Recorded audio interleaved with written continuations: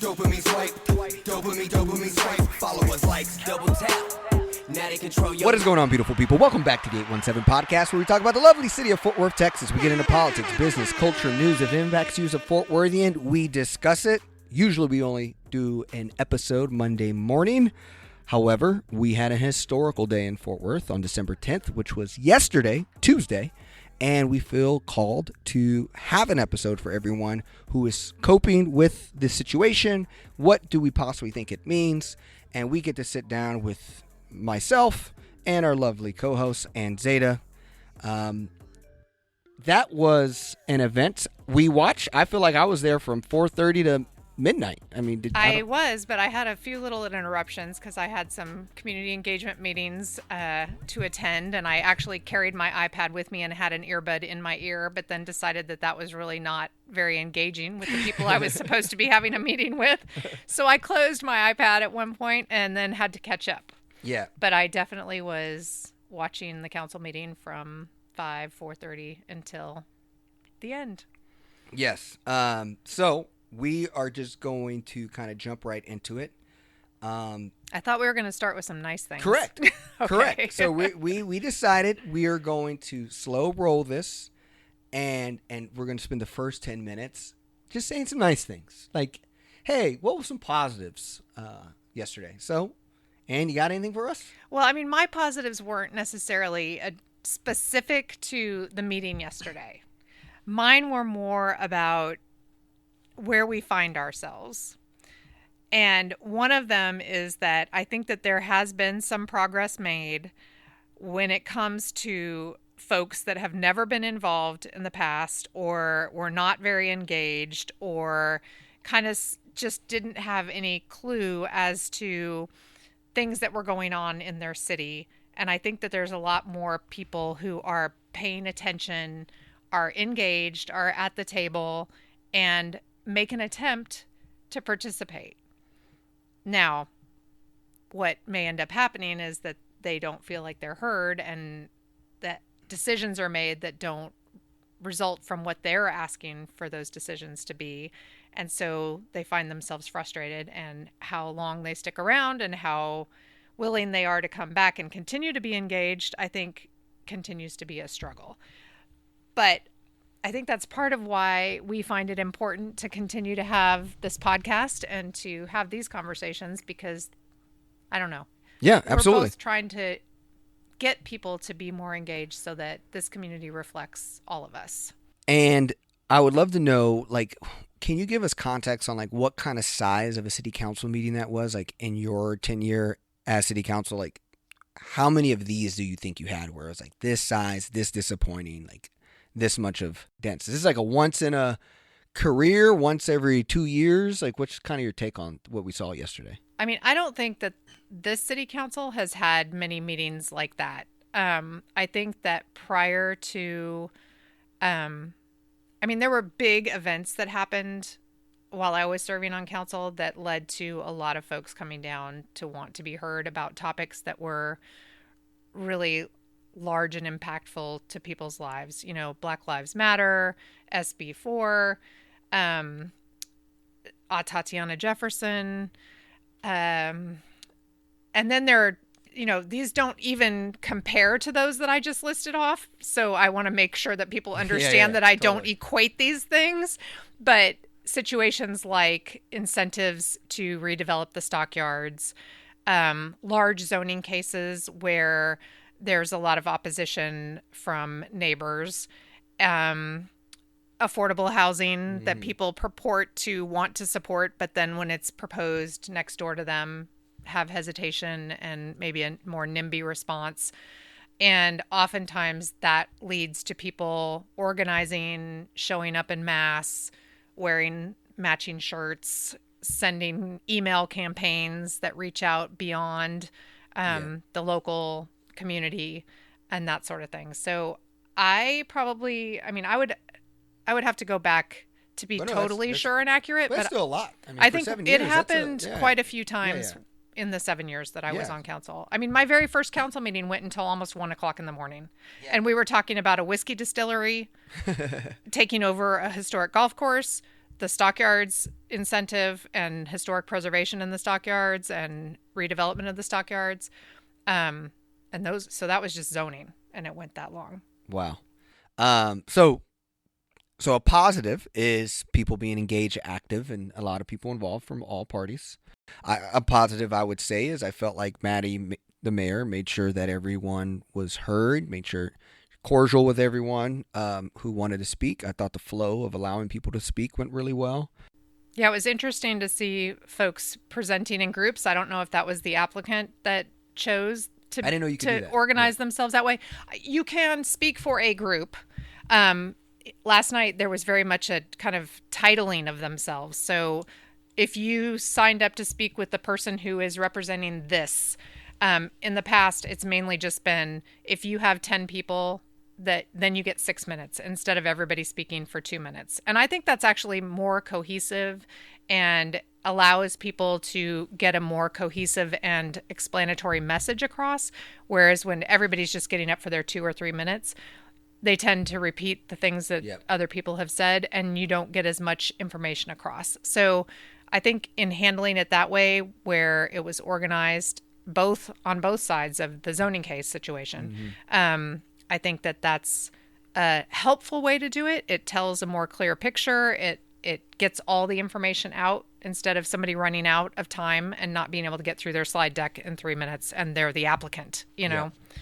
Before we go any further, I just want to make sure people know what we're talking about. We're talking about last night's city council meeting where Jay Chapa was approved to be the next city manager of Fort Worth, and Mercy Culture was able to be approved for their Transformation Live Center to house over 100 people who have been through human trafficking at their church campus near the Oakhurst neighborhood. So that is the result of last night. For those of you who are wondering, we're going to get hot. EJ, you still got about 5 minutes before I kind of start talking about all things. But let's give another positive. Let's see what else we can do. I mean, Oakhurst gave us a great pitch to be heard and seen. I mean, that was I think well that done. we talked a little and bit respectful. Like, I think for someone who's very not respectful to Mercy Culture, I thought they did a great job of having a position without like being like emotionally villainizing Mercy Culture. Yeah, I think they just were trying to point out facts that they have. You know, my understanding is that a year ago when they brought this up, there was a meeting held. They submitted questions, and then not all of their questions were addressed. And then the church was basically saying that they had reached out multiple times, and there's just clearly a difference of opinion about how that engagement actually went down. I thought that they were good about not just relying on pointing out concerns about congestion and parking and traffic and that sort of thing, that they truly have concerns about safety, not just for themselves and the neighborhood, but for the folks that would be living in this facility. I think that they pointed out the concerns about what experts in this field believe is the way to handle these things, and that none of the facilities that house people who have experienced this horrific thing are as big as what they're proposing, and that they're not known to the general public of where they're located at. Those are all, I think, serious concerns. The problem is that they're not items that would be addressed on a site plan amendment. And I don't know if there are regulations in place anywhere at any kind of local, state, or federal level that require that you have a certain knowledge or expertise to take on this work. One might hope you would, but I think the direction that we're going as a federal government right now is to reduce regulations. So I guess we're just leaving it up to the goodwill of people to do things in a correct way that is not harmful to people. Yes. And I'm not sure we can do that and have a good result. So another good thing is that, I've talked about folks who are involved and engaged. I think that it was also very clear that, as the Dr. Seuss book talks about, that there are a whole lot of people who care a whole awful lot. And, as they say in I don't even remember who is the Zorax? No, the Lorax. The Lorax says, unless there are a whole lot of people that care a whole awful lot, nothing is going to change. It's just not. And so this is clearly that there is a whole lot of people that care a whole awful lot. I just think that there needs to be a way to make sure that those people who are doing all this work and care a whole awful lot have the ability to affect change and have their voices be heard and have results that reflect what it is that they're calling for. Absolutely. Another positive I will get is the staff. I thought staff, Diana, the HR head, I thought she did a great job on pressure. Yeah, that is an awful lot of pressure to be Yes. under. And, as someone who has been staff for various cities in a consulting role, which is definitely easier than being on staff at a city, because as a consultant, you can always go get another job. I think that it is a challenging place to be when there's citizens that are upset. And I often would point out that there are times when citizens beat staff about the head and shoulders and are upset with them. And then elected officials often throw staff under the bus and blame things on staff. And I think that everybody on the council was very appreciative of the professionalism to which the staff held themselves and shared the process. I think that, we're going back and forth a little bit here because this is more on the side of the hiring of the city manager and the process in which that went through. And I think that council members probably had a little more information about that process and what all was going to be done. And I was probably remiss myself because I felt like there wasn't an engagement process. And I'm not necessarily saying I needed to know who every candidate was and go meet with all those candidates, but I would have liked to have had a clear outlet to share with my council member or the mayor or the whole body what I think is important in a city manager during that process. So are we out of telling all the good stuff? Oh, sorry. Yes. Are we done? Are we moving on? No, yep. I guess I am kind of moving on. I mean, to it other is 10 things. minutes. We did hit 10 minutes. That was us doing our best trying to bring some type of good that came from there. My last one will be diversity on both sides. There was a lot of diversity on both sides for all the arguments, from age to class to ethnic groups. So I thought that was also a positive as well. Yeah, I think that goes back to my first comment about a whole lot more people engaged than there have been in the past. Yeah. And I think that a lot of people now have the knowledge of where to go to be heard. Yeah. Whether or not the being heard affects change, Yeah. we might still have some work to do. But So now we can dive into the emotional side of this. I first just want to say I am 100% I don't know what soul or hug or empathy I could give to the Oakhurst Neighborhood Association. You guys did an incredible job, and you should be very, very just proud of yourselves. You inspire us. You have to be crushed.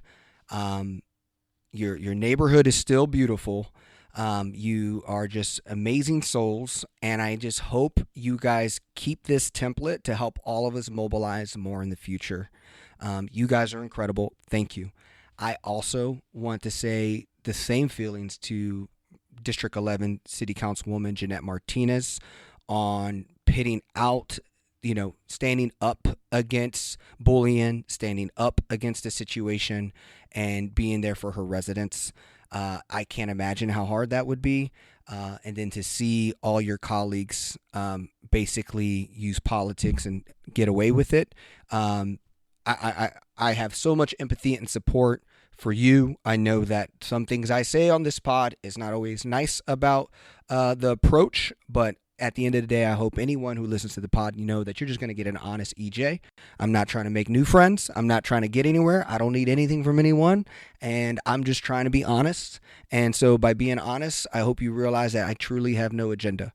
But Jeanette, you are a friend. You are someone I am thankful for. Another thanks is Councilman Nettles. You put on a great display. You were perfect. I think you did exactly what everyone needed to see. Thank you for being you. Jared Williams, thank you for going out there to making those double motion, trying to make a motion to make people reconsider. You were just simply outstanding. I am inspired, but because of all of you. For people who spoke, Carla, who went there 3 times and spoke. She spoke and stayed the whole time. A lady who lives in Oakhurst, she spoke 3 times and did so a great job.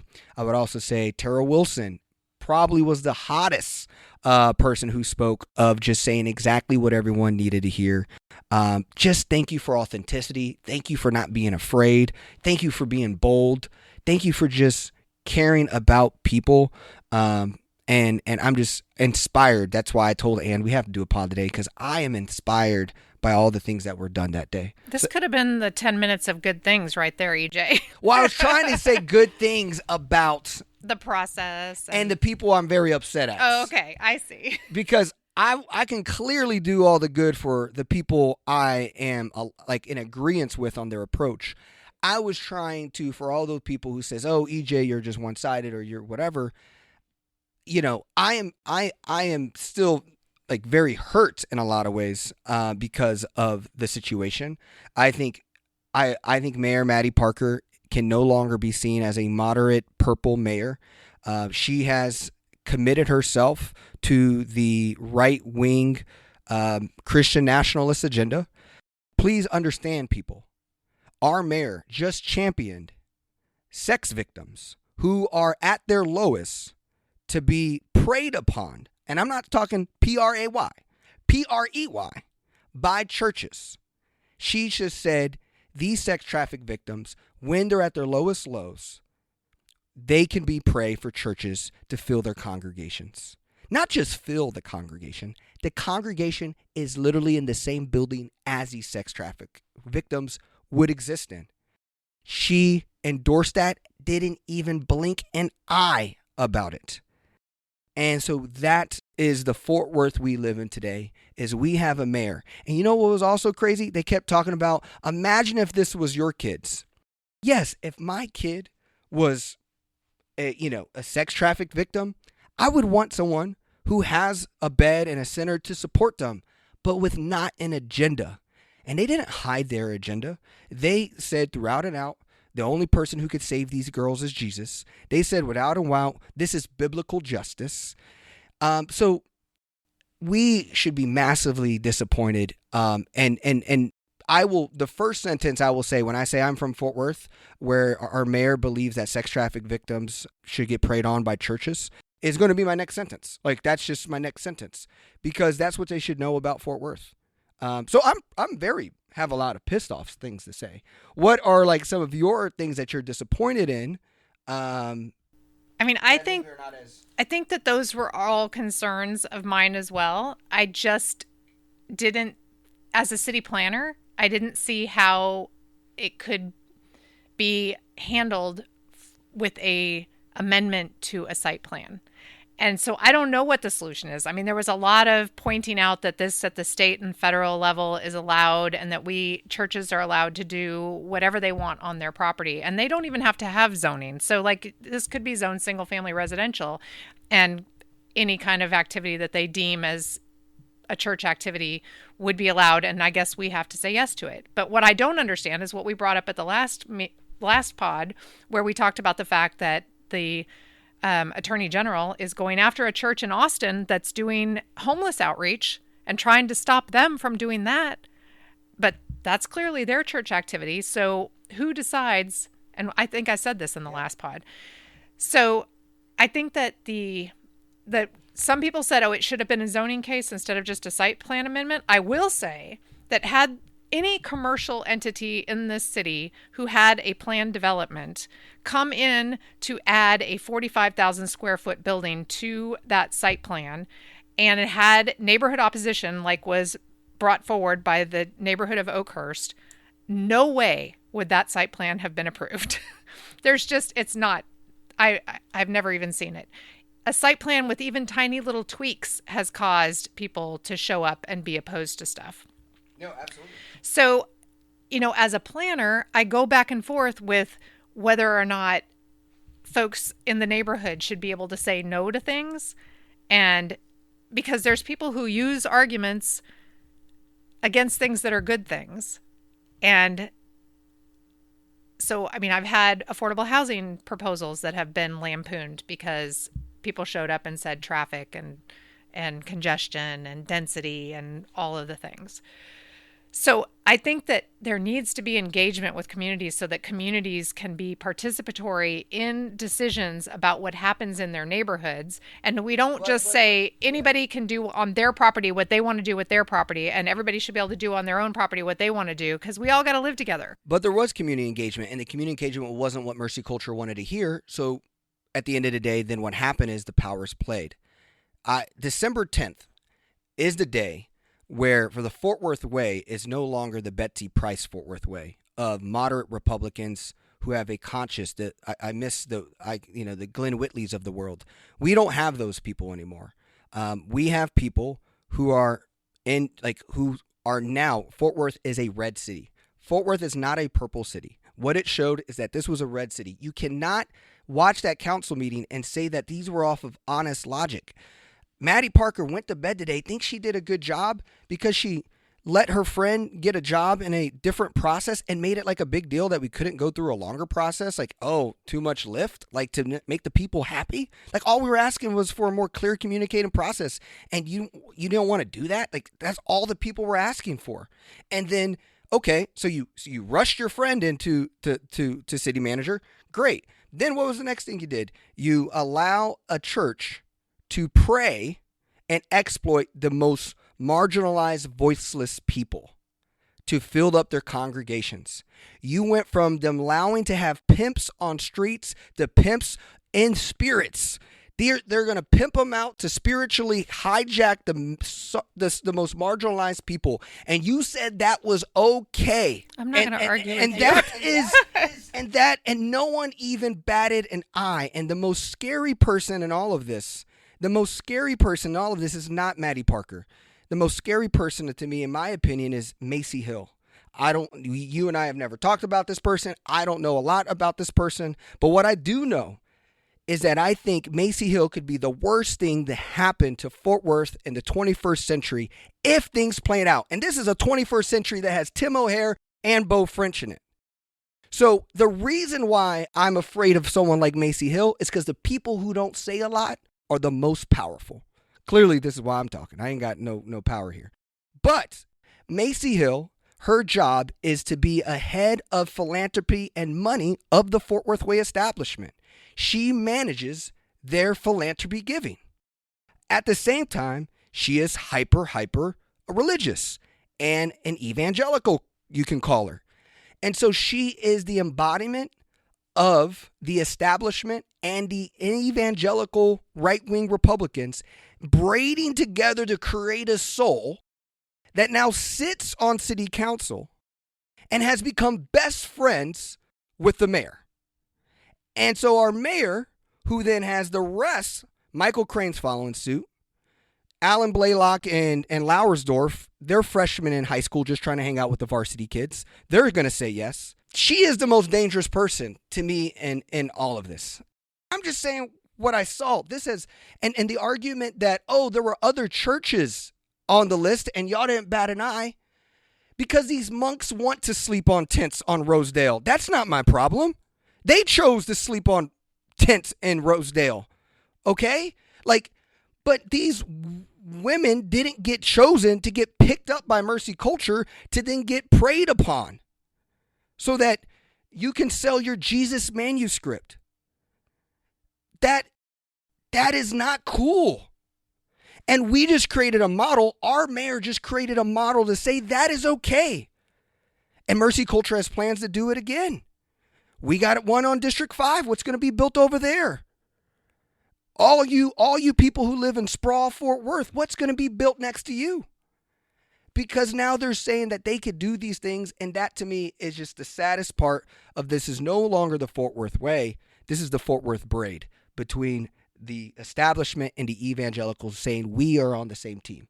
And that is now, I need all of the Democrats, all of the progressives, whatever you call each other, you need to start organizing together. You need to start figuring out. You still had 4 solid votes. You still had 4. I think we can get stronger, but Chris, Jared, thank you. And I think the others, we can get stronger. But politics was played. This was not about being objectively right to people. what I would love to get your take on is just like how you felt the mayor managed like both sides in the sense of like what she held on as truth. I mean, like, you know, you even walked in here like, hey, what she said about getting sued by the state. Like, you know, it's like when they choose to pick truth and when they like, and then like the battle of like what truth is more important. Well, it's funny. I think when I very first got on council, there was a lot of concern expressed to staff about not doing things that would get the city sued. And the council that I served with was very much like, oh, but if we think something needs to change or we think that we need to stand up for something, we should stop being so worried about getting sued. And I think that was the start of the game room ordinance. We definitely got sued, and it took years to get to the end of that. But people felt like fighting those game rooms because there was bad stuff happening in those locations was the right thing to do. And so I listened to several of my colleagues when I was on council say, we need to stop being so worried about getting sued and tell our attorneys this is their job. Yeah. They need to stand up and fight for these things if that's what needs to change. I know when we were deciding whether or not to join the lawsuit for SB4, there were some people who were saying that it wasn't right that we were fighting a law that the state was putting in place. But if you think a law is unjust, you definitely need to fight it. And so you need to figure out how to go about doing that. You don't just acquiesce if you think that that law is unjust. So in this case, if there is federal and state law that is saying that we just have to acquiesce and allow people to do what their property because they are claiming a religious reason for doing these things, and it's going to lead to harm being done by people, then I think that that's something we need to figure out addressing and not just acquiescing because we're worried about getting sued. Yeah, I totally agree. That is power establishment plays when they say sue. That's the new thing, right? Ken Paxton, the most corrupt people are the ones who throwing out suing you more than anyone these days. And so I think the whole suing thing is a joke. I mean, it's just someone comes and says they're going to sue me, I don't even blink. Like, okay, anybody can sue anybody. That doesn't. You don't have to have a legitimate reason to sue somebody. You can file suit against anybody. My husband will tell you that as a lawyer. The fear that was played upon, and now it's the other biggest part where you just saw how corrupt it was. And don't let the mayor give you a compliment. I mean, she gave Diana, the HR director. We have the best HR director in America. I just better hope her salary says that. If you're being honest, I mean. Hopefully she is the highest paid HR person in the country. Okay. She gives the nicest compliment to Oakhurst before she guts them. Says, my kids and I, your neighborhood is my favorite one to walk around. And then just guts her. If I ever see Maddie Parker and she says this is the best podcast she ever heard, I'm going to be afraid of myself the next because don't take a compliment. The minute the mayor compliments you, duck. Stop, drop, and roll. Those compliments are so, like, I was just like, and then like you clearly know they bullied the other side. The mercy culture bullied them, and not once you looked the pastors in the eyes and said, that is unacceptable. How you approach this is not acceptable here in Fort Worth. You will not behave like that in our city.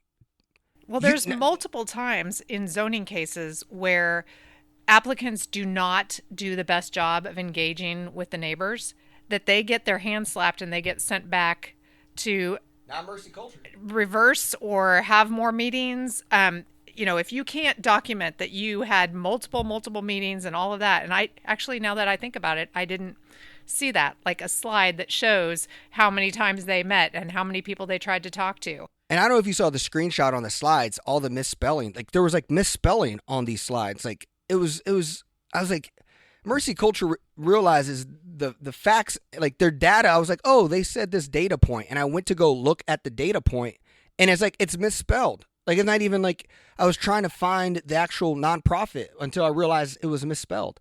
So it's just like, there was so much lack of professionalism on that side with this. And I'm just disappointed because I thought Mayor Maddie Parker could have been an example of hope. She could have been the example of a new era Republican, the person who is saying we are not going to go to these edges of our parties.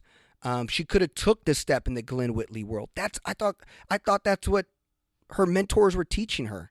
But clearly there is just fear of whatever bullying's happening to them.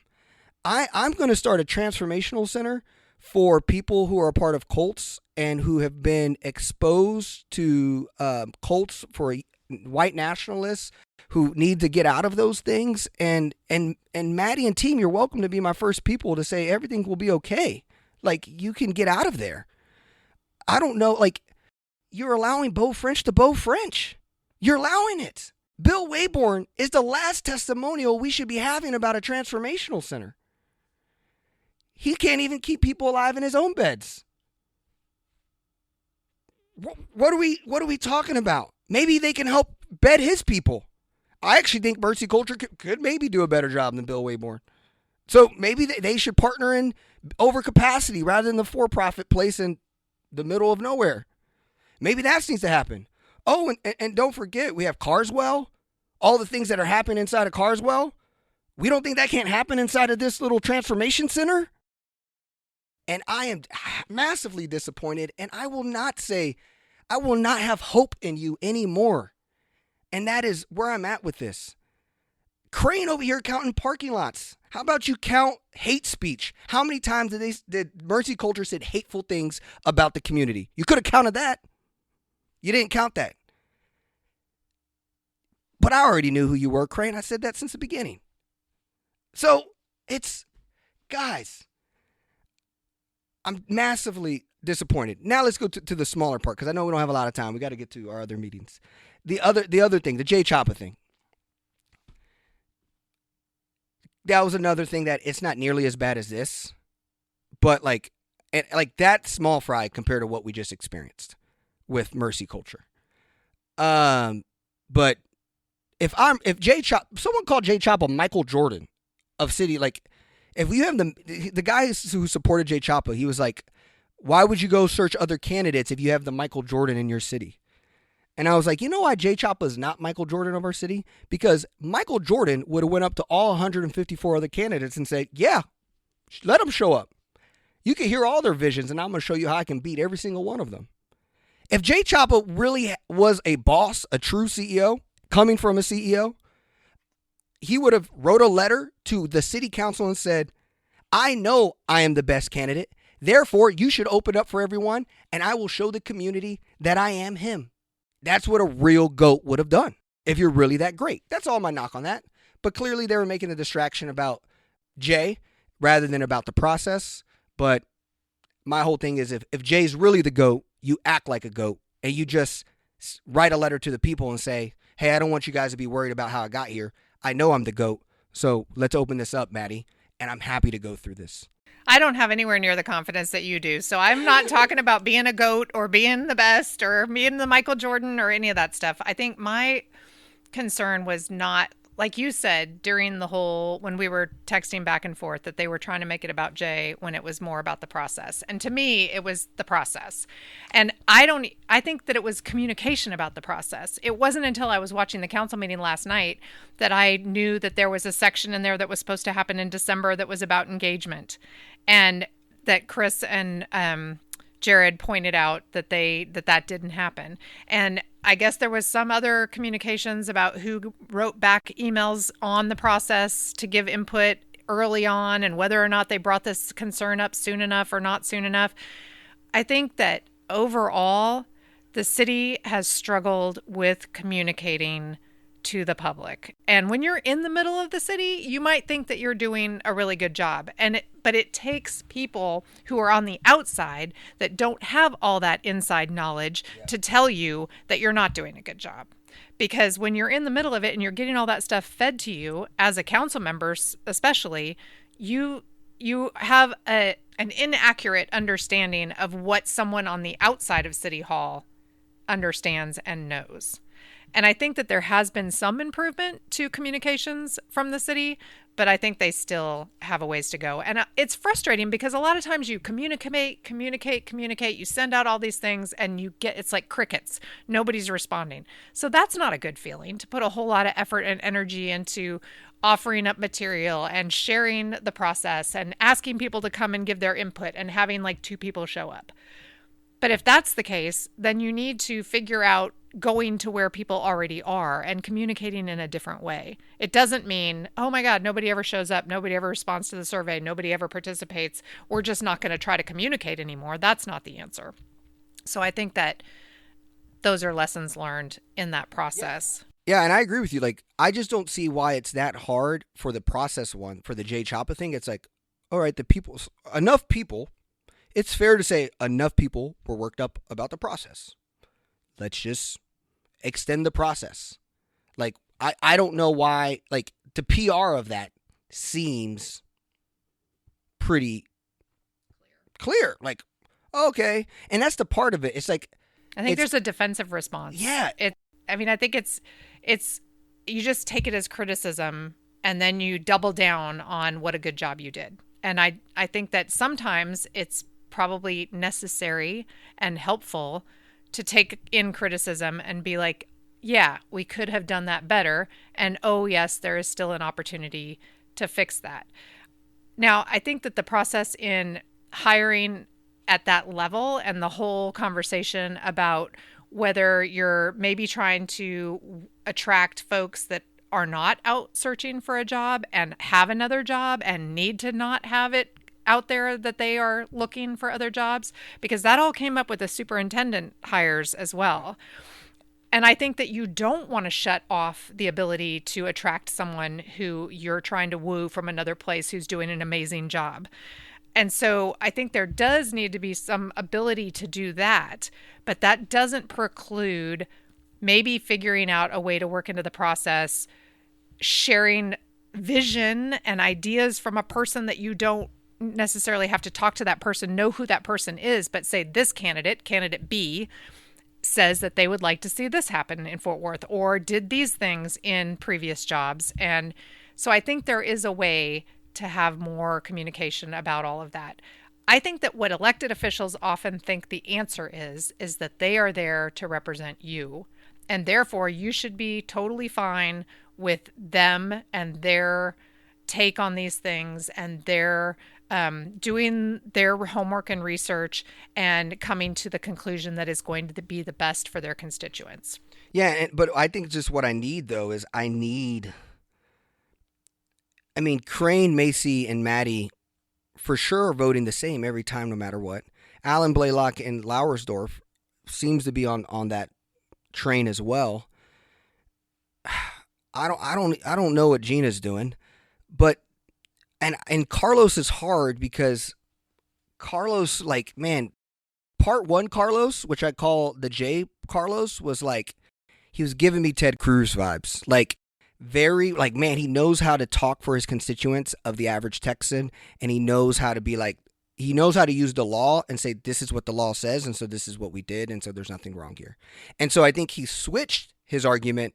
I mean, he changed his, like, positioning on the mercy culture stuff, because I also believe he's a man about, I'm looking to purest understanding of the law and my interpretation, and I'm in the that are given, and I am going to follow that regardless of my party, emotion, or whatever.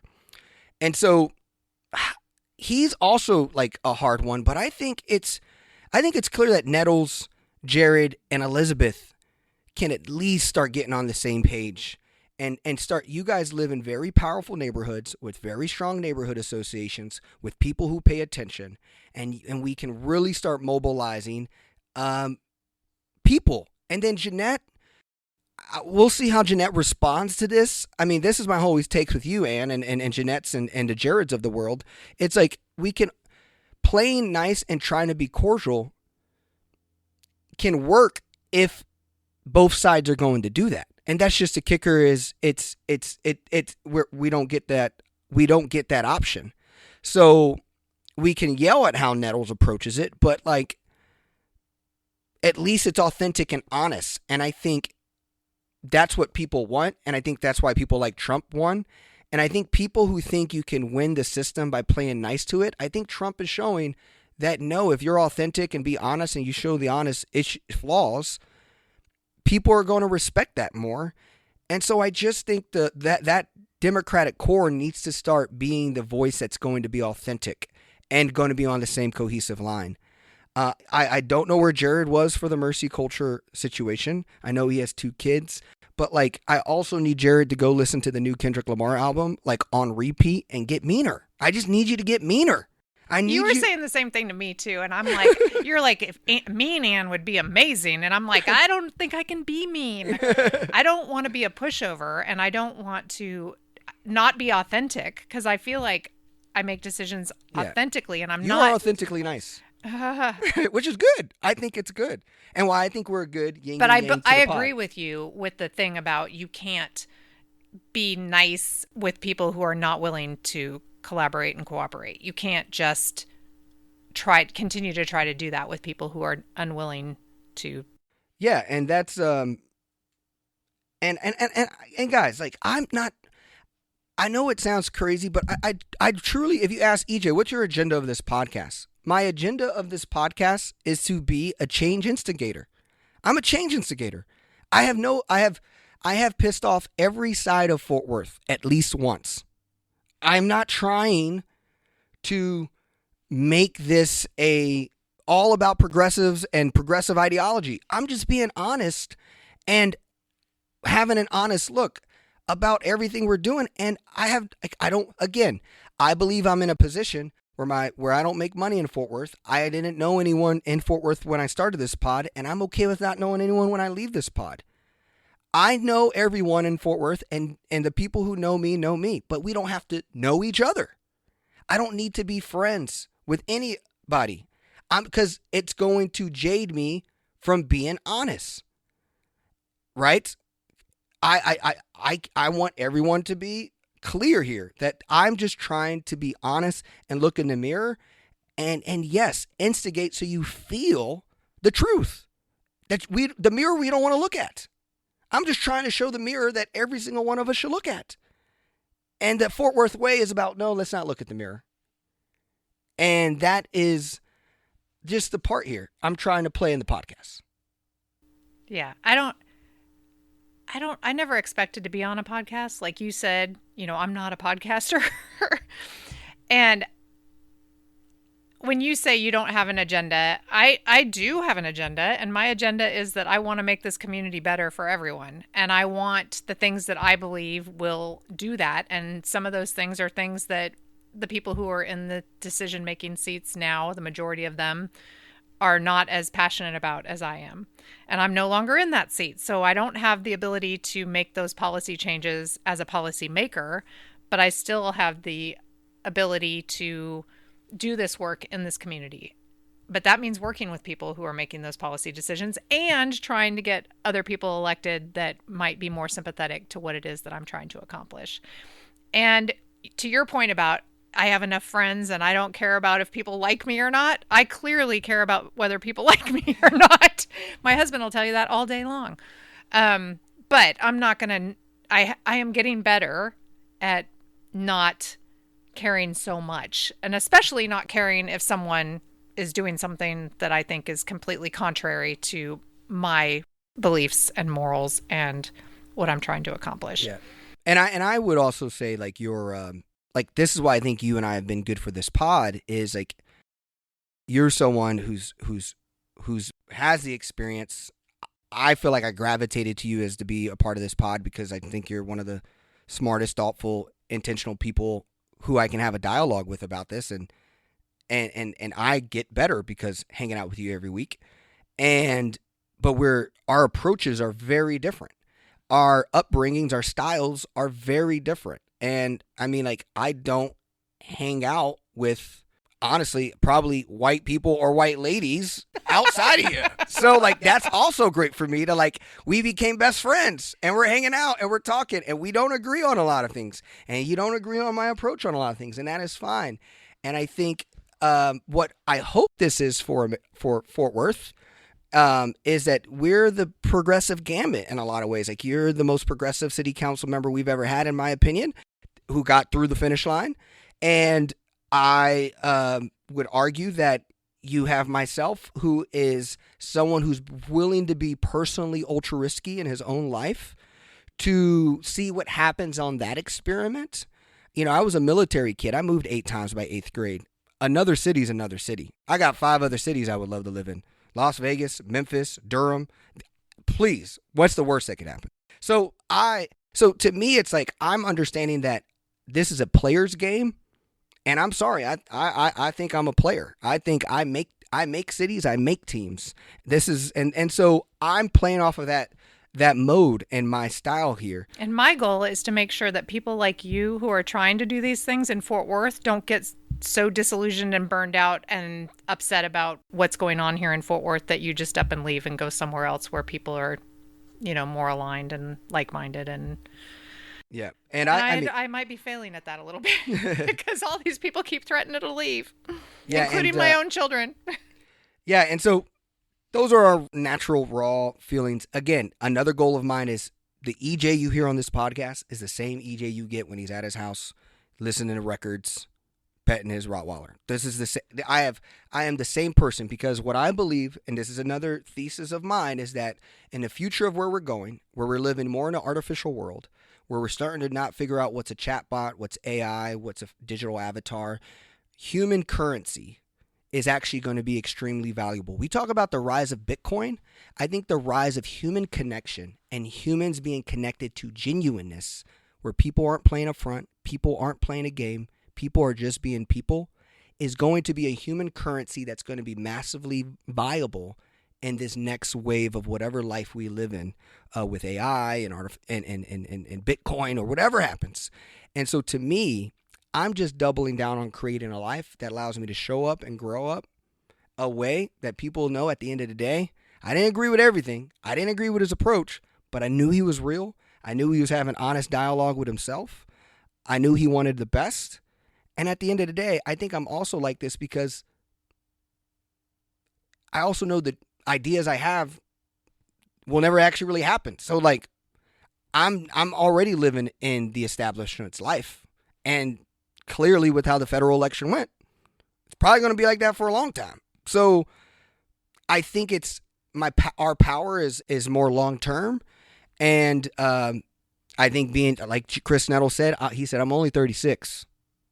Right. I think that longevity is there for us, even though we see that Fort Worth way can fall down to the younger class. I think you just seen, how do we have the youngest city council, but we've come more scared, right? We didn't have the gay pride proclamation. We didn't have, like, we were allowing mercy culture to just prey on the most victimless. We're actually acting more like the older people than the council beforehand. So it's a growing thing, but I'm glad you at least allowed to get closest to the edge and hang out with me in this process. I am always sorry whatever impact that waves on your side because of me. Well, I think when you and I were texting last night and you were like, we're going to record tomorrow, even though we thought we were going to have a break because you're going to be out of town, I was like, oh, geez, what am I in for? But to all the points that you made about what it is that you enjoy hanging out with me, I feel absolutely the same hanging out with you. I feel like my life, because of my desire to have a more diverse community where all the people are coming to the table, and I am going into community that isn't my bubble, and I'm, trying to hear from the ways of doing things that are, not as comfortable for me, and taking those chances and those risks, it makes my life richer. So I appreciate you too. Yeah. And so I think to wrap this up, I think we appreciate every single one of you who pitch yourself on the line, who pitch your family on the line against mercy culture, who pitch your reputation at work because you maybe stand up for the other side and was on a live broadcast at your city council's meeting. Yeah. you guys inspired us. I told Ann there was too many people inspiring me today for us to not be authentic with the outcome. And, I think the lady who I would say second best to Tara Wilson last night was the pregnant lady who was a part of the Oakhurst neighborhood. And she was a religious woman. And she said, maybe what God has to say, mercy culture is not willing to listen. And I think that falls with the city of Fort Worth. Just take out God and just say the people have to say, we aren't willing to really listen. And so if that's the case, we have to get bolder and we have to step up and be able to do it differently. Obviously, it's not what I think where the far left that you see happen do things that are too out of whack, but it's the mobilizing people who at least are trying to play the game together and be honest with each other. And I thought that we had Fort Worth Republicans that were different than other Texas Republicans because they're Republicans of a large city, the 12th largest city. So I thought they were going to be able to be the showcase of the George Bush, the Mitt Romneys, the Liz Cheneys, people who have conservative policy but also have a conscious soul and is not afraid of the other side. We allowed this to be about sides, and that only falls on our leader, and that is the mayor of our city. So we will see you guys in 2 weeks. We are having the 817 gather on December 22nd. Please join us.